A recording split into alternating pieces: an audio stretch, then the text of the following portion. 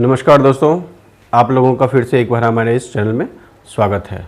आशा करता हूँ आप सब लोग अच्छे होंगे और कुछ नई नई चीज़ें सीख रहे होंगे। तो आज हमारा टॉपिक जो होने वाला है पाउच पैकिंग मशीन के रिलेटेड आज हमारा थर्ड टॉपिक होने वाला है। इसमें हम लोग कटिंग और सीलिंग कैसे परफॉर्म होता है उसको हम लोग आज देखेंगे। ठीक है, तो चलिए हम लोग इसको स्टार्ट करते हैं। तो हम लोगों ने जो बताया था कि पाउच फॉर्मेशन जब होता है, आपका जो फिल्म फिक्स किया है, फिल्म ऐसे जाकर ऐसे इधर से ओपन रहता है, इधर से ओपन रहता है और यहाँ से ओपन रहता है। अब आपका यहाँ पे फीडिंग होता है, मटेरियल का फीडिंग हो रहा है, या तो ऑयल हो सकता है, शुगर हो सकता है, आपका टी हो सकता है, वेफर्स हो सकता है, कुछ भी हो सकता है। तो एक इस सेक्शन को सील करना पड़ता है और दूसरा इस सेक्शन को सील करते हैं। ठीक है, उसके बाद क्या होता है, इसको हम लोग बोलते हैं वर्टिकल सीलिंग। वर्टिकल सीलिंग हो गया, ये हॉरिजॉन्टल सीलिंग है।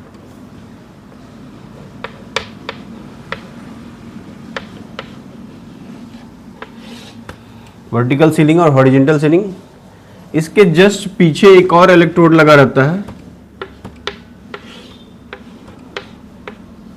जो कटिंग के लिए यूज होता है।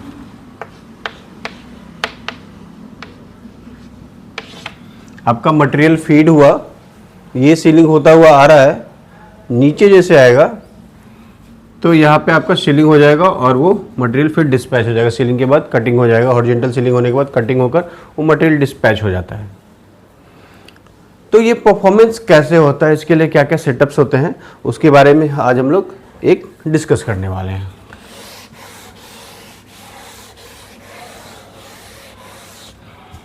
लास्ट वीडियो में हम लोगों ने एक डिस्कस किया था, जो भी इलेक्ट्रिकल एंड इंस्ट्रूमेंट से रिलेटेड कंपोनेंट्स है उसको हम लोगों ने लिस्ट आउट किया था। उसमें से दो कंपोनेंट थे आपके कंट्रोल ट्रांसफार्मर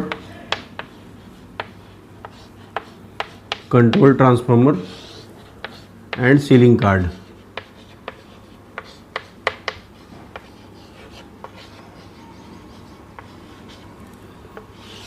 इसके हेल्प से ही आपका सीलिंग और कटिंग हो पाता है। तो आपके पास आपने समझ लिया कि हमारा 3 ऑपरेशन हो रहा है।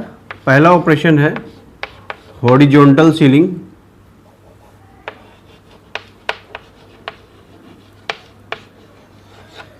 दूसरा है वर्टिकल और तीसरा है कटिंग। ठीक है, तो इन तीनों के लिए इंडिविजुअल ट्रांसफॉर्मर्स होते हैं।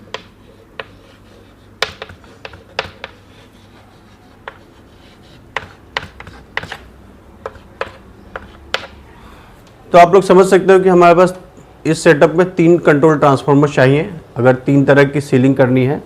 2 आपकी सीलिंग हो गई और एक तीसरा ऑपरेशन हो गया जो कटिंग होता है। तो 3 ट्रांसफार्मर होंगे, उनकी रेटिंग कुछ भी हो सकती है एज पर द स्टैंडर्ड या एज पर द डिज़ाइन। जिस भी आपके मैन्युफैक्चरर ने जो वो डिज़ाइन किया है, उनका भी जो भी सेटअप होगा वो 500 VA का हो सकता है, 750 VA का हो सकता है, 1000 का हो सकता है, या फिर 1500 VA का हो सकता है। जो भी उन्होंने डिज़ाइन किया है, जितना टेम्परेचर चाहिए उसके हिसाब से हमारा ये ट्रांसफार्मर डिज़ाइन किया होता है। तो ट्रांसफार्मर लगा दिया, उसके साथ साथ एक सीलिंग कार्ड होता है और सीलिंग कार्ड के हेल्प से ही हमारा ये पूरा ऑपरेशन परफॉर्म होता है। तो इसका एक छोटा सा हम लोग एक कंट्रोल वायरिंग देख लेते हैं कि एक्चुअली ये होता कैसा है।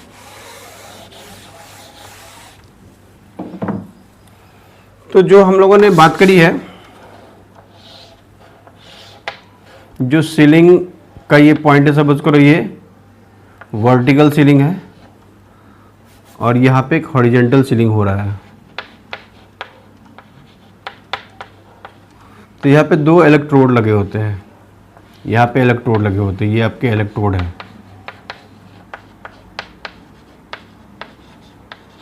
ये इलेक्ट्रोड है, इसी का दूसरा कंपोनेंट ये है और ये दोनों भी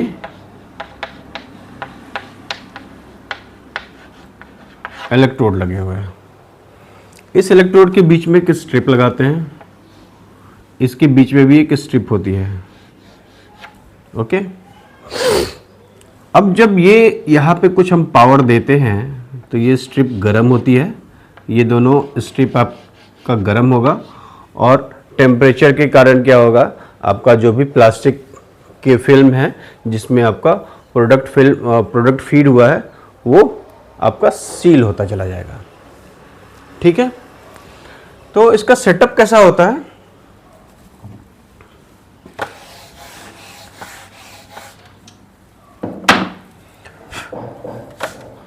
आपका एक सीलिंग कार्ड होगा,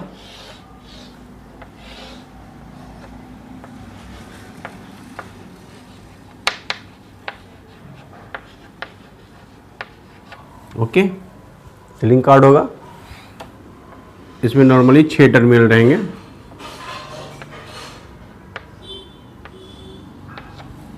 ठीक है, किसी भी प्रोडक्ट के हिसाब से कोई भी उन्होंने जो भी कार्ड मैन्युफैक्चरर हैं उनका टर्मिनल कुछ भी हो सकता है। सपोज करो ये दोनों टर्मिनल आपके पीएलसी के इनपुट्स हैं, पहला और दूसरा, फर्स्ट एंड सेकंड, ये थर्ड और फोर्थ हो गया, फिफ्थ एंड सिक्स्थ हो गया। ठीक है, 5 नंबर और 6 नंबर जो आपका पोर्ट है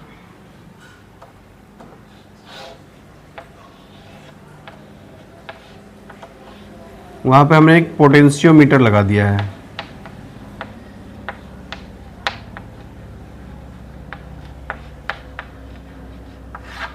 ठीक है, इस पे इनपुट आएगा 24 वोल्ट डीसी, यहां पे आएगा, ये आपका पोर्ट आपने कनेक्ट कर दिया है। ठीक है, इस 5 नंबर पोर्ट पे हम लोग 230 वोल्ट पॉजिटिव इसको देते हैं। ठीक है, और जो ये 6 नंबर टर्मिनल है ये जाकर आपका जो ट्रांसफार्मर है, ट्रांसफार्मर के इनपुट में कनेक्ट हो जाता है। ठीक है, और ट्रांसफार्मर का जो आउटपुट है ये जाकर आपके उस इलेक्ट्रोड पे कनेक्ट हो जाएगा।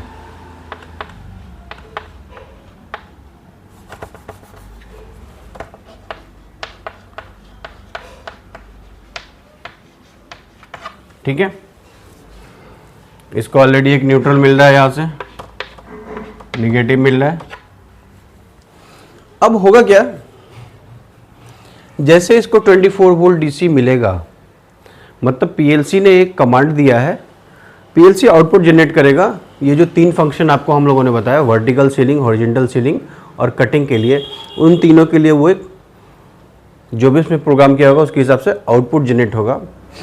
तो वो आउटपुट पीएलसी का ये आउटपुट है, पीएलसी का आउटपुट 24 वोल्ट डीसी इसको, इस कार्ड को जैसे मिलेगा तो ये क्या करेगा, 24 ये 230 वोल्ट का इनपुट है, ये आपको एक आउटपुट जनरेट करेगा।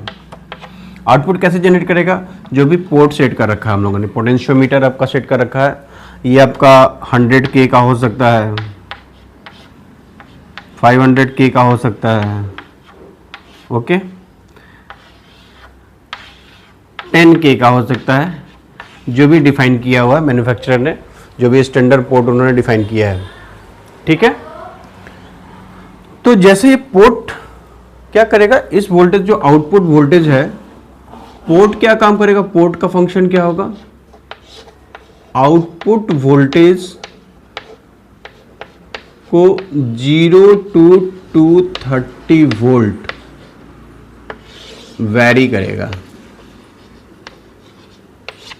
ओके, जैसे आप पोर्ट बढ़ाओगे जो रेजिस्टेंस बढ़ेगा आपका वोल्टेज कम होगा और रेजिस्टेंस घटेगा तो आपका वोल्टेज उसके हिसाब से परफॉर्म करता जाएगा। तो ये वोल्टेज जो आपको मिल रहा है पोर्ट की सेटिंग के बाद ये मिल रहा है वोल्टेज।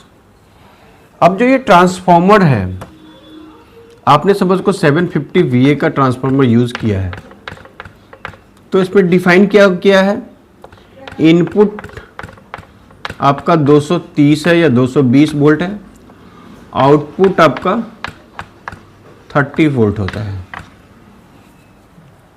ठीक है, अब जैसे जैसे इसका वोल्टेज कम होगा, और आप समझ रहे हो कि ये 750 VA का ये ट्रांसफार्मर है, अगर ये 30 वोल्ट आउटपुट निकल रहा है और इसको एक इनपुट मिल रहा है कुछ भी, तो जैसे जैसे वोल्टेज को हम लोग इनपुट वोल्टेज को कंट्रोल करेंगे, आपका आउटपुट वोल्टेज भी कंट्रोल होगा। और आउटपुट वोल्टेज जैसे कंट्रोल होगा तो ये मल्टीप्लिकेशन 750 वोल्टेज और एम्पियर का मल्टीप्लिकेशन 750 होना है, तो वहां पे आपको करंट या तो बढ़ेगा या तो घट जाएगा। ठीक है, तो यहां पे मेन रोल आ जाता है, जैसे पीएलसी ने आपको एक आउटपुट जनरेट करके दिया, अब एक कमांड मिल गया है कि आपको सीलिंग होना है, हॉरिजॉन्टल सीलिंग के लिए अलग कार्ड होगा, वर्टिकल सीलिंग के लिए अलग कार्ड होगा और कटिंग के लिए अलग कार्ड होगा। उसके बाद पोर्ट सेट करते हैं हम लोग, जो भी ऑपरेटर है उसको जो भी रिक्वायरमेंट है वो सीलिंग चेक करेगा, कहीं लीक तो नहीं हो रहा है, सीलिंग ज़्यादा हो रहा है या कहीं आपके बर्निंग तो नहीं रही, परफेक्ट सीलिंग हो रही कि नहीं हो रही, उसके हिसाब से वो पोर्ट को एडजस्ट करेगा। पोर्ट को एडजस्ट करने का मतलब ये इस वोल्टेज को ट्रांसफार्मर कंट्रोल ट्रांसफार्मर के इनपुट वोल्टेज को वो एडजस्ट कर रहा है, उसके अकॉर्डिंगली आपका आउटपुट वोल्टेज जनरेट होगा और आउटपुट वोल्टेज जितना जनरेट होगा उसके अगेंस्ट में ही आपका करंट मिलेगा।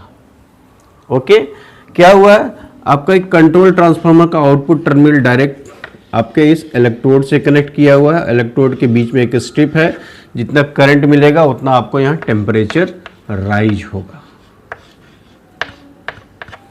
ठीक है, अब एक चीज आपको ये समझ में आता है, temperature is directly proportional to current होता है। करंट जितना ज़्यादा होगा टेम्परेचर उतना ज़्यादा होगा, करंट अगर कम होगा तो टेम्परेचर कम होगा। तो मेन रोल यहाँ पे इस पोर्ट का आ जाता है, पोर्ट का एडजस्टमेंट के थ्रू ही इस वोल्टेज को एडजस्ट कर रहे हैं और वोल्टेज के एडजस्ट करने के साथ में हमें क्या मिल रहा है, इसका आउटपुट करंट जो इसको मिलेगा, जो स्ट्रिप के साथ कनेक्ट किया हुआ है, तो वो सेट हो जाएगा और जैसे सेट हो जाएगा तो उतना जो पार्टिकुलर जितना हमें रिक्वायर्ड टेम्परेचर है उतना टेम्परेचर मिलेगा और आपका परफेक्ट सीलिंग और कटिंग का ऑपरेशन हो पाता है। तो यहाँ पे दो चीज़ें देखनी है। यहाँ पे नॉर्मली क्या होता है, आपका पोटेंशियोमीटर जो है वो कभी कभी फेल होता है, कभी कभी आपका कंट्रोल ट्रांसफार्मर में कुछ प्रॉब्लम आती है, उसके आउटपुट लीड जल जाते हैं, इनपुट लीड गर्म हो जाते हैं। तो इसके प्रिवेंटिव मेंटेनेंस के लिए हम लोगों को कुछ कुछ चीज़ें देखनी होती है। आपको इलेक्ट्रोड की पे जो आपका केबल आया हुआ उसका कनेक्शन बराबर है, टाइटनेस बराबर है, ये भी आपको एक रूटीन में आपको चेक करते रहना चाहिए। उसका क्लीनिंग बराबर है कि नहीं है, कहीं उसके टर्मिनल्स पे कोई कार्बन डिपॉजिट हो रहा है तो भी आपका टेम्परेचर बढ़ेगा और आपको ये स्ट्रिप को, सीलिंग स्ट्रिप को वो बर्न कर देगा। ठीक है, तो आज के वीडियो में इतना ही।